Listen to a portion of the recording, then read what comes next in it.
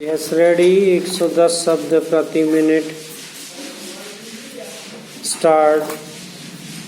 मैं समझता हूँ कि यह इस सदन के लिए और सरकार के लिए विचार करने का विषय है कि क्या कारण है कि जब हम 55 वर्ष से अपने देश की गाढ़ी कमाई का रुपया और दूसरे देशों से कर्ज लेकर बड़ी बड़ी रकमें देश के विकास के लिए खर्च कर रहे हैं और देश में धन भी पैदा हो रहा है, तब भी देश में जो लोग गरीब हैं उनकी गरीबी दूर नहीं हो पा रही है।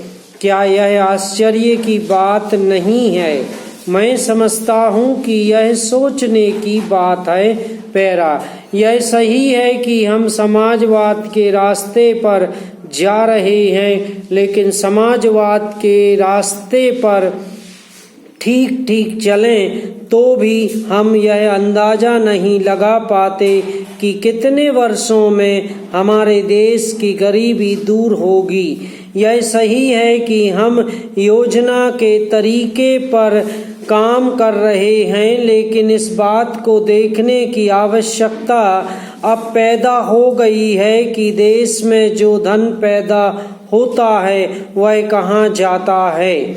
इतनी प्रगति होने पर भी हम देखते हैं कि गरीबी दूर नहीं हो पा रही है। गरीबों को खाने के लिए अन्न नहीं मिलता, पहनने के लिए कपड़ा नहीं मिलता। इसका क्या कारण है? यह गंभीरता पूर्वक सोचने की बात है। यह समस्या केवल समाजवाद के ढांचे वाला प्रस्ताव पास करने से ही हल नहीं होगी और न योजना पूर्वक बड़े बड़े कारखाने खोलने से हल होगी।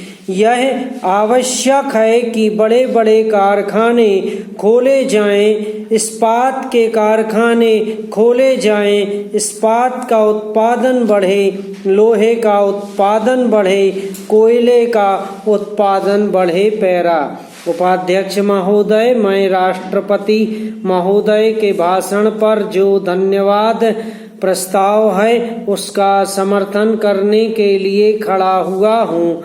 मुझे इस बात की खुशी है कि हमारी सरकार ने समाजवाद का केवल नारा ही नहीं लगाया है, बल्कि समाजवाद को मूर्त रूप देने के लिए कदम भी उठाने शुरू कर दिए हैं।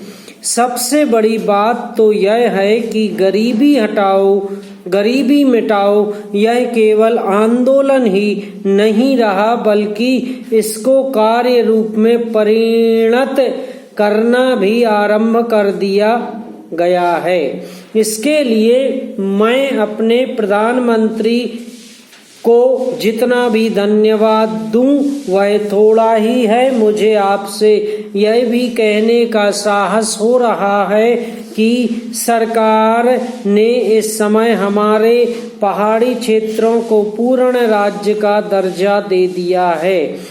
आज तक तो वे बिल्कुल पिछड़े हुए थे। मैं आपसे यह कहने का भी साहस कर रहा हूँ कि पहाड़ी और सीमा के क्षेत्रों को राज्य का अधिकार तो दे ही दिया गया है, उनको यह अवसर भी दिया गया है कि वे अपने पिछड़े हुए इलाके को उन्नत बनाने के लिए स्वयं कोशिश करें और अपने पैरों पर खड़े हों। लेकिन मुझे बड़े दुख के साथ आपके सामने यह कहना पड़ रहा है कि हमारे उत्तर प्रदेश के जो पहाड़ी जिले हैं वे आज भी बहुत ज़्यादा पिछड़े हुए हैं और उनको कोई देखने वाला नहीं है। मैं सरकार का ध्यान इस बात की ओर दिलाना चाहता हूं कि 1961 में इसी दिल्ली में पहाड़ी इलाकों के सैकड़ों भूमिहीन किसानों का एक बहुत बड़ा जुलूस निकला था और उन्हें हमारे राष्ट्रपति ने आश्वासन दिया कि उनकी भूमि समस्या हल करने के लिए वे उत्तर प्रदेश की सरकार को लिख रहे हैं। लेकिन आपको सुनकर ताज्जुब होगा कि कई साल गुजर गए किंतु एक चप्पा भी किसी भूमिहीन को आज तक नहीं दी गई है। समाप्त।